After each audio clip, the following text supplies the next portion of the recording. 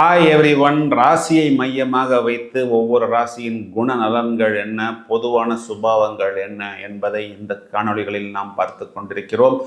இந்த பதிவில் நாம் மகர ராசியை எடுத்துள்ளோம். எங்கள் வீட்டில் ஒரு குழந்தை மகர ராசியில் இருந்தாலோ அல்லது எனக்கு வரப்போகக்கூடிய அந்த வாழ்க்கை துணைவரோ லைஃப் பார்ட்னரோ ஒருவேளை மகர ராசி நபராக இருந்தால் நாம் எவ்வாறு அவர்களை கையாள்வதன் மூலம் ஒரு நல்ல ரிசல்ட்டை நாம் அடைய முடியும், ஒரு மேன்மையை நாமும் அடைய முடியும், அவர்களிடமும் ஒரு நல்ல ரிசல்ட்டை கொண்டு வர முடியும் போன்ற அனைத்து விவரங்களும் இந்த பதிவில் மிகவும் விளக்கமாக கொடுத்துள்ளோம்.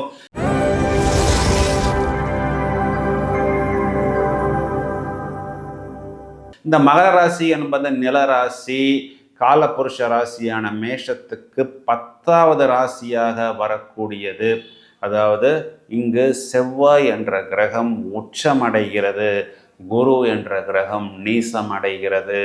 ராசியாதிபதி லக்னமாக இருந்தால் லக்னாதிபதி சனி என்பவர் ராசிக்கு லக்னத்துக்கு 10ஆம் இடத்தில் உச்சம். இதனால் இவர்கள் தொழில், கடமை, உழைப்பு என்பதைத்தான் எந்நேரமும் ஓயாமல் சிந்தித்து கொண்டே இருப்பார்கள். இந்த லக்னம் ராசியை சேர்ந்த 2 நபர்களை சொல்ல வேண்டும் என்றால் நடிகர் ரஜினிகாந்த், நடிகர் சிவகார்த்திகேயன் எல்லாம் இந்த ராசி லக்னத்தை சேர்ந்தவர்கள்தான். இவர்களது வேலையே இவர்களை பற்றி நன்றாக சொல்லும்.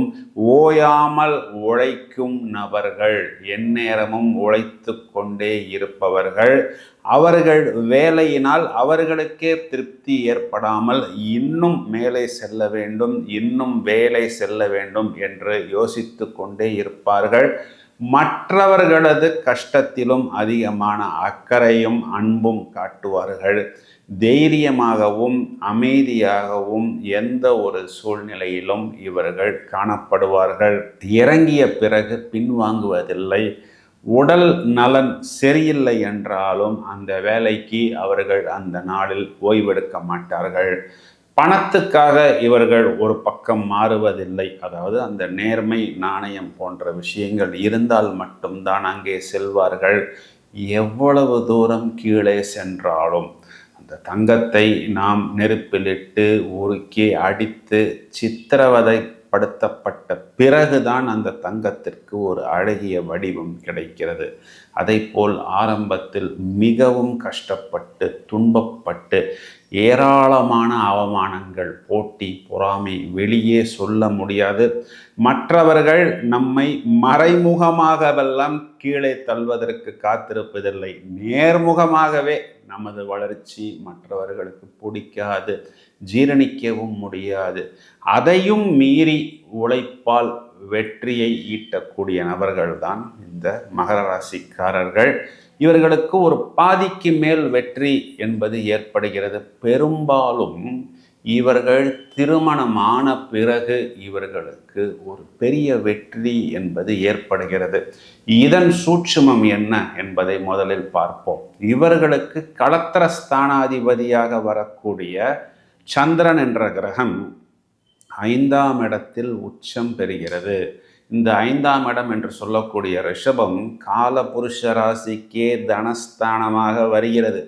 எனவே இவர்களுக்கு பொருளாதார மேன்மை, பொருளாதார ரீதியான முன்னேற்றம் என்பது இவர்களுக்கு திருமணமான பிறகு ஏற்படுகிறது. அதற்கும் பிறகு இவர்களுக்கு புத்திர பாக்கியம் என்று சொல்லக்கூடிய அந்த குழந்தை, குறிப்பாக அந்த பெண் குழந்தை பிறந்த பிறகு. ஏனென்றால் இவர்களுக்கு புத்திரஸ்தானாதிபதி சுக்கிரன், அவர் 3ஆம் இடத்தில் உச்சமடைகிறார். இதனால் இவர்களுக்கு குறிப்பாக அந்த பெண் குழந்தை பிறந்த பிறகு ஒரு மிகப்பெரிய மாற்றம், மிகப்பெரிய முன்னேற்றம் பொருளாதார ரீதியாக இவர்களுக்கு ஏற்படுகிறது. சுய முயற்சியால், இவர்களது திறமையால், சாமர்த்தியத்தால், சாதுத்தியத்தால் இவர்கள் வெற்றி பெறுகிறார்கள் என்பதுதான் நிதர்சனமான உண்மை. இந்த மகர ராசி லக்னத்தை எடுத்துக்கொண்டால் இவர்களுக்கு பூரணமான சுப பலன்களை கொடுப்பது இந்த சுக்கிரன் என்ற கிரகம். புதன் இவர்களுக்கு சுபக்கிரகமாக இருந்தாலும் இவர் பஞ்சமாதிபதியாக வருவது மட்டுமல்லாமல் இவரே அட்டமாதிபதியாகவும் வந்து விடுகிறார். புதன் சுக்கிரன் இந்த 2 கிரகங்களுமே பொதுவாகவே மகர ராசிக்கு நல்லது செய்கிறது என்று எடுத்துக்கொண்டாலும் புதன் என்ற கிரகம் இவர்களுக்கு பாக்யாதிபதியாக வந்தாலும் அவர்தான் சத்ருஸ்தானத்துக்கும் அதிபதியாக வருகிறார். சுக்கிரன் என்ற கிரகம் இவர்களுக்கு ஜீவனாதிபதி மற்றும் புத்திரஸ்தானாதிபதியாகவும் பஞ்சமாதிபதியாகவும் வருவதனால் பூரணமான சுபபலன்களை மகர ராசிக்கு சுக்கிரன் அள்ளி கொடுக்கிறார். சுக்கிரனின் வீட்டில்தான் இந்த மகர ராசியின் அதிபதியான சனி என்ற கிரகமும் ஆட்சி பலம் பெறுகிறது. சுக்கிரன் என்பது கலை, ரசனை, திறமையை வெளிப்படுத்துவது. சனி என்பது மக்கள் கூட்டம், இவற்றை குறிக்கக்கூடிய கிரகம். இதனால் நிறைய இந்த கலை சம்பந்தப்பட்ட துறைகள், திரைப்படம் சம்பந்தப்பட்ட துறைகளிலெல்லாம் பலர் நம்மளை ரசிக்கக்கூடிய விதமாக, நம்மை மேலும் மேலும் புகழக்கூடிய விதமாக, நமக்கு ஆதரவு கொடுக்கக்கூடிய விதமாக இந்த சுக்கிரன் என்பவர் 3ஆம் இடம் என்று சொல்லக்கூடிய முயற்சி ஸ்தானத்தில் உச்சமடைவதனால் ஏராளமான நடிகர், நடிகைகள், கலைஞர்களை நாம் இந்த மகர ராசியில் காண முடியும். மேலும் இவர்களுக்கு சுக்கிரன் என்ற கிரகம் மட்டுமே பூரணமான சுபபலன்களை கொடுக்கும். இந்த சுக்கிரன் என்பவர் களத்திரக்காரகனாகவும் வருவதனால் நான் ஏற்கனவே சொன்னது போல் திருமண வாழ்வில் இவர்கள் நல்ல ஒரு வெற்றியை அடைவார்கள். அதுவரை இவர்களுக்கு கடும் சோதனை, பொருளாதார ரீதியாக ரொம்பவும் ஏற்ற இறக்கமான சூழ்நிலை என்பது காணப்படும்.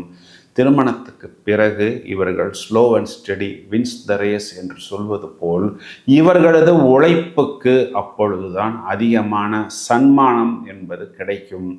பல அவமானங்களை சந்தித்த பிறகு கிடைக்கக்கூடிய வெற்றி என்பதுதான் மகர ராசிக்காரர்களுக்கு உண்டான வெற்றி. ராசியில் குரு என்ப கிரகம் நீசமடைகிறது என்பதனால் தனத்திற்கு போராட்டம். சரிங்க சார், இந்த குரு என்பவர் இவர்களுக்கு சகோதர ஸ்தானத்துக்கு அதிபதி என்பதாலும் இவர்கள் தங்களது சகோதரர்கள் மூலமாகவும் நிறைய விரயங்களை ஏற்க வேண்டிய ஒரு சூழ்நிலையில் வந்து மாட்டிக்கொள்கிறார்கள். அவ்வாறு மாட்டிக்கொண்ட பிறகும் அதே ராசியில் சகோதரக்காரகன் செவ்வாய் உச்சம் என்பதனால் இவர்களது சகோதரர்களின் மேலான போக்குத்தான் அதிகமாக இவர்களது குடும்பத்தில் காணப்படுகிறது. இவர்களுக்கு பெற்றோர்கள் என்று எடுத்துக்கொள்ளும் பொழுது சூரியன் என்பவர் பித்ருக்காரகன் 4ஆம் வீட்டில் உச்சமடைவதனால் இவர்களது வீட்டில் பொதுவாகவே இவர்களுடைய அப்பாக்களின் டாமினேஷன் அதிகமாக இருக்கும். இவர்களுக்கு சூரியன் சத்ரு கிரகம் என்பதனால் கொஞ்சம் அப்பாவோட இவர்களுடைய அந்த ரிலேஷன்ஷிப் என்பது கம்மியாகத்தான் இருக்கும். நிறைய மகர ராசிக்காரர்கள் நேர்முகமாக அப்பாக்களிடம் பேசுவதில்லை. அம்மாக்கள் மூலமாகத்தான் அப்பாவிடம் ஏதாவது ஒரு விஷயத்தை சொல்வார்கள் அல்லது ஏதாவது ஒரு யாசகத்தை பெறுவார்கள்.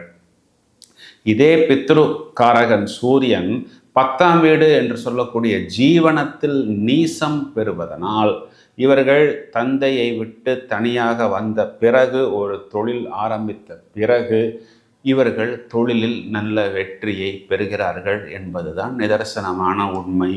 அஷ்டமாதிபதி மாத்துர் ஸ்தானத்தில் உச்சபலம் என்பதனால் தாய் அன்பும் கொஞ்சம் மகர ராசிக்காரர்கள் குறைவாகத்தான் பெறுகிறார்கள். ஏனென்றால் ஒரு வீட்டில் ஒரு 3 குழந்தைகள் இருக்கிறது. ஒன்று மகர ராசி என்று வைத்துக்கொள்வோம். மற்ற 2 குழந்தைகள் வேறு ராசிகளாக இருக்கும் பொழுது எந்த ஒரு அம்மாவும் அனைத்து குழந்தைகளையும் சமமாக பார்த்தாலும் சந்தர்ப்ப சூழ்நிலை, இவர் ஒரு ஹாஸ்டலில் போய் படிக்க வேண்டிய ஒரு சூழ்நிலை என்று வரும் பொழுது நேர்முகமாக அந்த தாய் அன்பு என்பது இவர்களுக்கு கொஞ்சம் கம்மியாகத்தான் கிடைக்கிறது என்பதுதான் நிதர்சனமான உண்மை.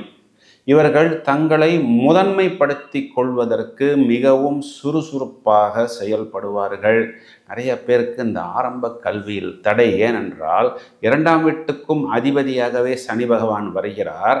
அவர் 2ஆம் வீட்டுக்கு பாதகஸ்தானத்தில் உச்சமடைகிறார் என்பதனால் கல்வியில் தடை என்பது நிறைய மகர ராசிக்காரர்களுக்கு ஏற்பட்டாலும் அனுபவத்தால் இவர்கள் மேன்மை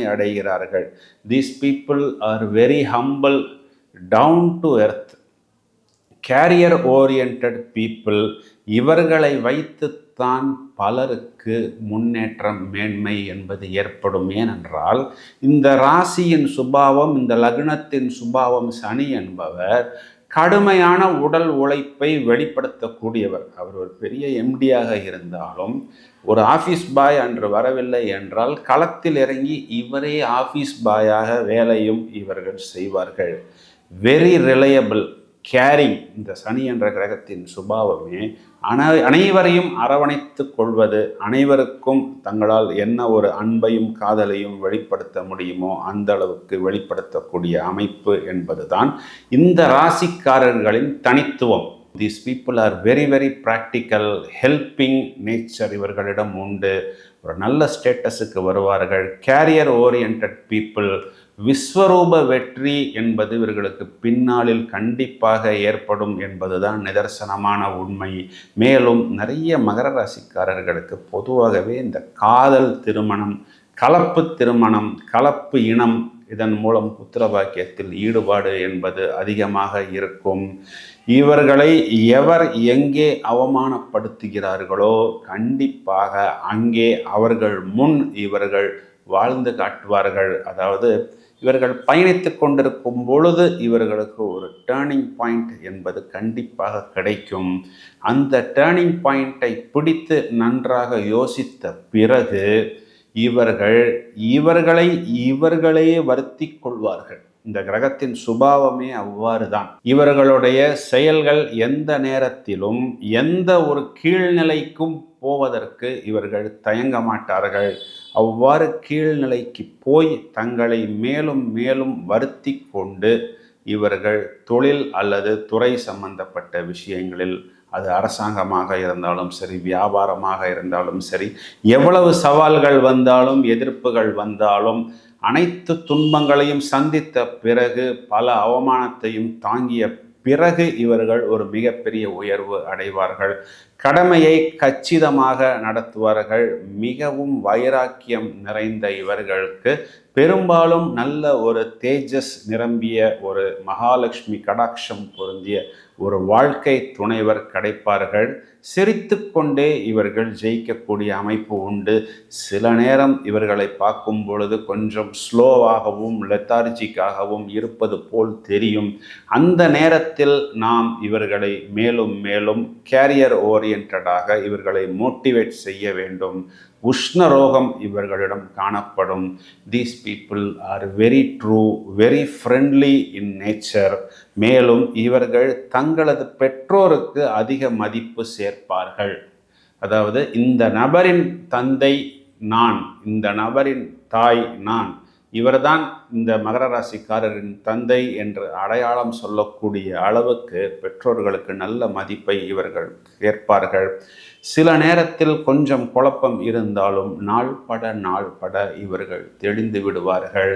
இவர்கள் வெற்றி ஸ்தானத்தில் சுக்கிரன் உச்சம் என்பதும், இவர்களுக்கு வெற்றி ஸ்தானாதிபதி 7ஆம் இடத்தில் பொதுவாகவே உச்சம் என்பதும் இவர்களுக்கு எளிதாக வாய்ப்புகள் கிடைக்கும். கிடைத்த வாய்ப்பை இவர்கள் நன்றாக தக்க வைத்துக் கொள்வார்கள்.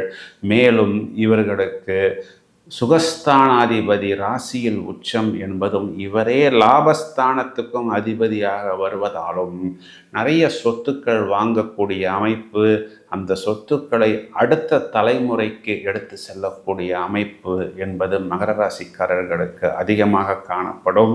இவர்களுக்கு பாக்யஸ்தானத்தில் புதன் உச்சம் என்பதனால் ஆன்மீகம் சம்பந்தப்பட்ட சிந்தனைகள், அதன் மூலம் தர்ம காரியங்கள், தான தர்மங்கள் செய்வது, அதன் மூலம் ஒரு ஆத்ம திருப்தி பெறக்கூடிய அமைப்பு இந்த மகர ராசிக்காரர்களுக்கு அதிகம் உண்டு. பொதுவாகவே மகர ராசிக்காரர்கள் முற்பகுதியை விட வாழ்வின் பிற்பகுதி இவர்களுக்கு ஒரு நல்ல உயர்ந்த அந்தஸ்துக்கு இவர்களை எடுத்து செல்லக்கூடிய அமைப்பாக இருக்கும். இவர்கள் வழிபட வேண்டிய தெய்வம் மகாவிஷ்ணு, மகாலட்சுமி. இவர்கள் அணிய வேண்டிய ரத்தினம் என்பது வைரம். அதன் பிறகு தேவைப்பட்டால் இவர்கள் மரகத பச்சை என்ற ஒரு ரத்தினத்தையும் அணிந்து கொள்ளலாம். இவர்கள் உபயோகிக்க வேண்டிய லக்கி கலர்ஸ் என்றால் ஒயிட், அதற்கு பிறகு கிரீன் அண்ட் ப்ளூ. இந்த இந்த 2 வண்ணங்களையும் அவர்கள் உபயோகிக்கலாம். நண்பர்களே, இந்த பதிவை உங்களது நட்புகளுக்கும் உறவினர்களுக்கும் ஷேர் செய்யுங்கள். மேலும் பல அரிய தகவல்கள் தயாராகி கொண்டிருக்கிறது. தொடர்ந்து இணைப்பில் இருங்கள். Thank you friends.